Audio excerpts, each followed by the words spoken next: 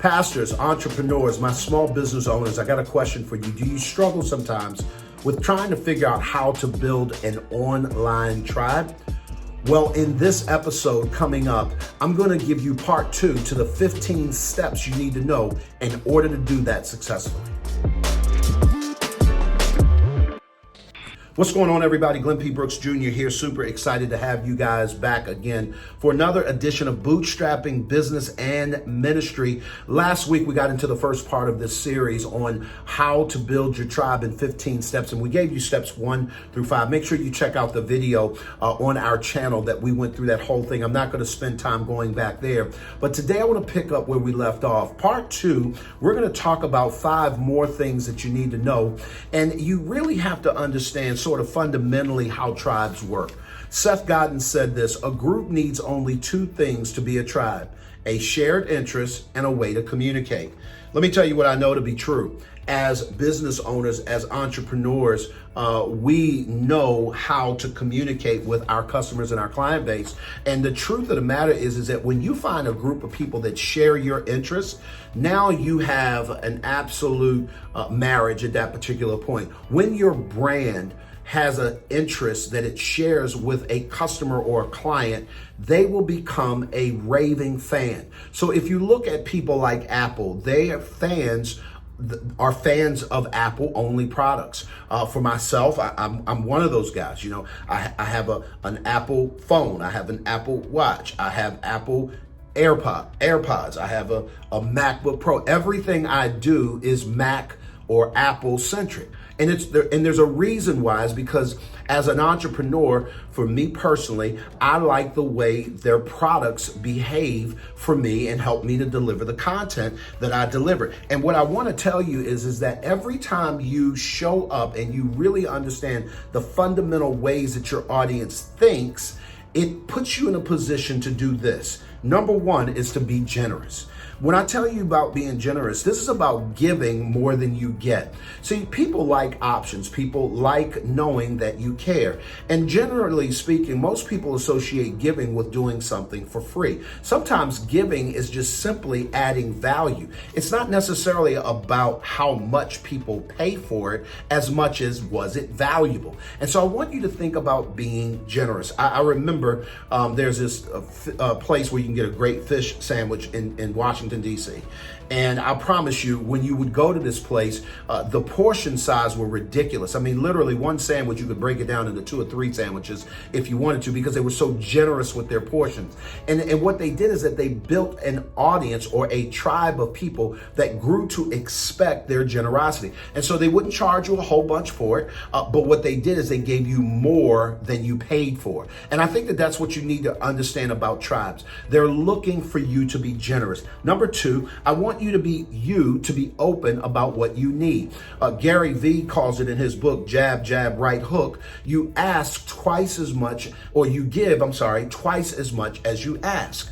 For me, when I began out 4.5 years ago building our tribe, I really showed up to serve. I come from a ministry background, and my nature is to give, is to serve, is to help.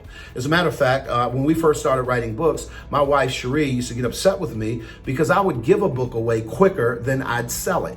And she often would say, well, how are you going to make money? And for me, it wasn't about making money, at least not first. And the other part of that equation was, it wasn't my full-time job and my business. It was something I did on the side. Now that I'm a full-time entrepreneur, I promise you it does make a difference when I sell something. However, here's the way that happens. With your tribe, when you give, then you can ask, meaning ask them for something in return of you giving.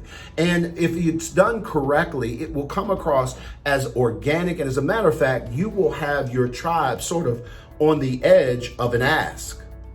Let me tell you what I mean by that. They are waiting for you to say you have something available because they so believe in your products and services, they can't wait to purchase it, not because they can't wait necessarily to spend money. They can't wait to consume the content because of the value that is there. Does that make sense? I promise you it matters. And so number 1 is be generous. Number 2, be open about what you need. And number 3, it's real simple. We learned this all in kindergarten, and that is be nice. When you're building a tribe, it is It's absolutely something you want to embrace, and that is showing up and being sensitive about what people need, to be sensitive about how people want you to communicate with them. And so when I say be nice, I don't necessarily mean that you can't be straightforward, but it's how you do that. And one of the ways that we do it in our business is that we just create healthy boundaries. And so we are going to show up, we're going to add value, we're going to give you more than you paid for, and we're going to be nice, meaning we're going to give you the boundaries that you need in order for you to be able to flow back and forth freely. Number 9, or in this case, number 4 for the second part, is be easy to find. Let me tell you what you don't want. You do not want a business that is hard to find. Staples made pushing the easy button a whole brand, right? And so what I want you to do is to be easy to find. One of the easiest ways to do that, particularly in social media, is by using hashtags. And so I did this not knowing really the power of this when I first started out. I created a hashtag called "We All Need Some Help." And right now, if you go, and I dare you to Google it, or search it on Facebook, or search it on Instagram, or search it on YouTube, hashtag "We All Need Some Help." And here's what I'm going to promise you.